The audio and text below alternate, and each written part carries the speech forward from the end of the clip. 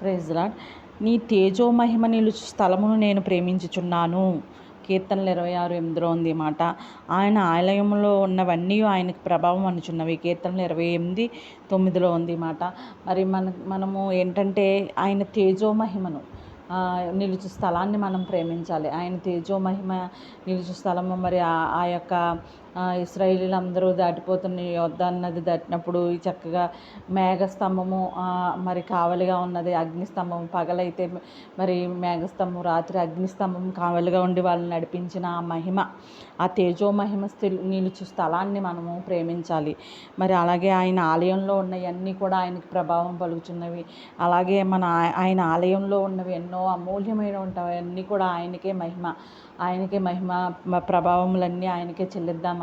మరి మనం కూడా ఇలాగా ఆయన తేజోమహిమ నిలిచి స్థలంలో ప్రతివారం వెళ్ళి మన కోరికలు ఏమైతే ఉన్నాయో, మన యొక్క బాధలు, ఇబ్బందులు, సమస్యలన్నీ చెప్పుకున్నట్లయితే మరి ఆయన యొక్క తేజోమహిమలోంచి మన ప్రతి అక్కరను తీర్చివారై ఉన్నారు. ఆమేన్. హల్లెలూయా.